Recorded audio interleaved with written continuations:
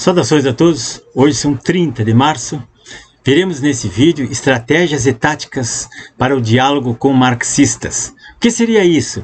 Estratégia é o que é a estratégia? É o plano de ação que a gente vai fazer para a defesa ou para o ataque. E a tática é a maneira, é a ação propriamente dita, como é que eu vou fazer, que palavra eu vou usar, qual é a frase que eu vou usar, qual é o método que eu vou usar para atacar ou para me defender. Então tem uma certa diferença dessas duas palavras, muito usada pelos comunistas. Então, meus amigos, o embate que aconteceu com Flávio Dino, o dia 28 lá na Câmara, na Conselho de Constituição e Justiça, provou que os nossos parlamentares eles não estavam devidamente preparados para aquele enfrentamento, em que pese o amadorismo ou o estrelismo dos novos parlamentares. Eu acho que eles deveriam ter se reunido antes, um dia antes ou horas antes, traçado estratégias e táticas para o embate com o comunista Flávio Dino, que o cara é ensaboado, o cara é esperto. Então o sujeito não é bobo, ele sabe enrolar, ele tem professor, tem escola. Como dizia o filósofo Olavo de Carvalho, que ele dizia que não dava opinião, ele ensinava. E quem tivesse inteligência escutava o que ele dizia e colocava em prática. E aí iria se dar muito bem. Então, meus amigos, mais de 4 horas durou aquele depoimento na comissão de CCJ da Câmara dos Deputados. E o ministro comunista, que está na pasta da Justiça, o Flávio Dino, ele foi questionado por parlamentares e membros do próprio petismo. E o Dino, em todas as perguntas, ele foi irônico, foi sarcástico, e as respostas eram distorcidas, e não se sentiu intimidado. Ele não teve nem um minuto de preocupação sequer. Como eu disse, ele é ensaboado. Dino sabia como lidar com a situação, até por causa do amadorismo das perguntas que lhe foram feitas. E embora o deputado Carlos Jordi, que é um dos mais atuantes e experientes ali, que é do PL do Rio de Janeiro, ele gritou que seria impossível alguém entrar na favela da Maré sem o apoio do narcotráfico. E a deputada Carol Detoni, do PL de Santa Catarina, também exaltou, com muita razão, que o Dino sabia previamente daqueles atos de vandalismo que ocorreria em Brasília dia 8 de janeiro, porque havia documentos que comprovam isso, e pouca coisa se aproveitou dessa visita do comunista ao parlamento, porque ele conseguiu se desdobrar muito bem ali. Por isso que eu digo que faltou estratégia, faltou preparo.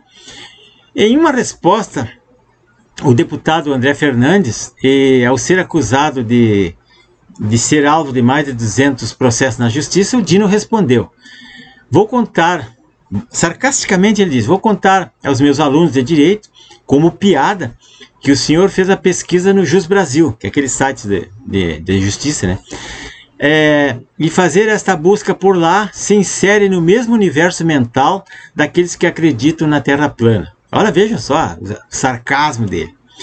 E o momento mais baixo da comissão foi quando o deputado Nicolas Ferreira, do PL de Minas Gerais, pediu a palavra e pediu maturidade dos outros parlamentares.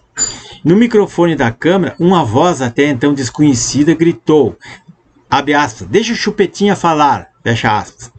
Hoje o petista André Janones confessou ter sido ele o autor do grito, mas existe um vídeo onde o presidente da CCJ, o deputado Rui Falcão do PT, diz a mesma coisa, e aí não se sabe quem é que disse primeiro, quem é que disse depois.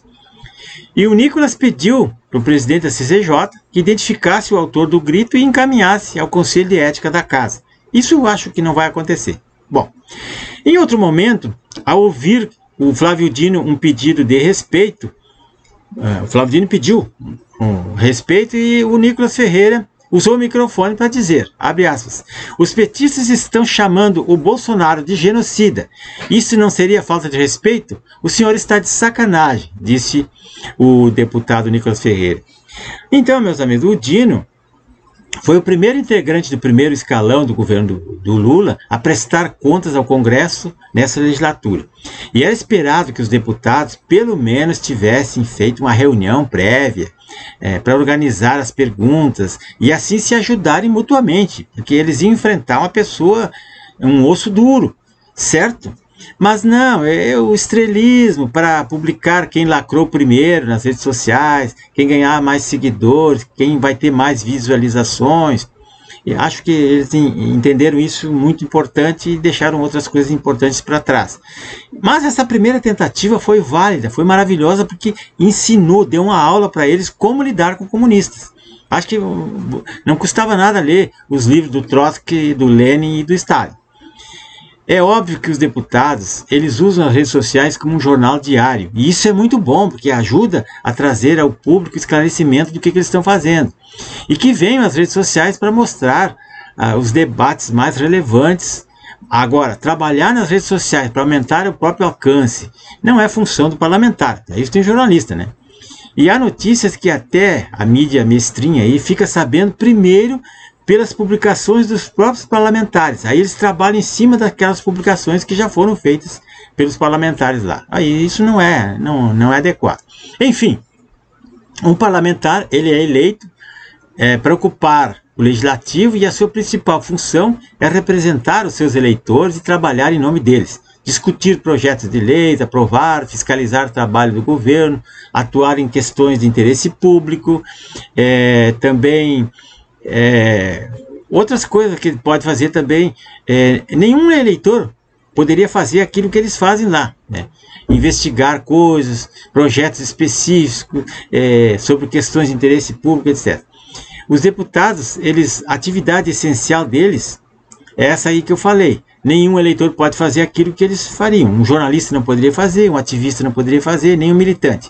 Só os parlamentares foram eleitos e poderiam fazer isso. Portanto, os deputados, eles precisam entender que a população precisa dos parlamentares lá na Câmara e não de político, jornalista ou lacrador.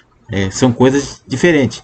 Os comunistas não têm o luxo de ir para lá sem se preparar. Eles se preparam antes, eles vão muito bem calçados, bem acompanhados e sem perguntas repetitivas.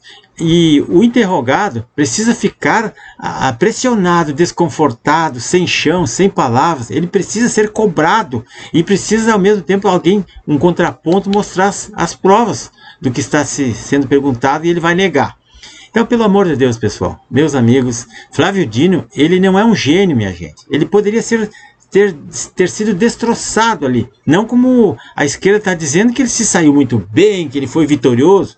Eu não concordo com isso, mas acontece que ele foi irônico, sarcástico, ele foi debochado, e ele se acha o rei da cocada preta, mas não é isso aí. Então, das próximas vezes, eu acho que o pessoal tem que se preparar mais. Muito obrigado, pessoal. Se inscreva no meu canal, César Ramos do Extravox. Ali, aperte o botãozinho ali, acione o sininho, curtam ou descurtam, compartilhem, façam feedback, mande perguntas ou faça algum comentário. É tudo bem-vindo. Nós somos conservadores e nós estamos numa luta aí. Nós estamos na pior ditadura que se podia imaginar. Então, meus amigos, vou deixar aqui para vocês um livro, né? Esse livro do... Aqui, ó, Marlon, A República da Propina, né? Esse livro é muito interessante, do Marlon Reis, foi escrito em 2016, e fala de como esse Marlon Reis foi um deputado, um dos criadores da lei da ficha limpa, que foi detonada, né? E hoje em dia o STF derrubou. E um filme maravilhoso para vocês verem, Jogo entre Ladrões, com Antônio Bandeiras e Morgan Freeman. É um filme muito bom, que vocês vão ver como é que esse pessoal age ali. Ali tem linguagens assim, subjetivas, que vocês vão entender muita coisa que está dentro da própria política também. Muito obrigado e até amanhã.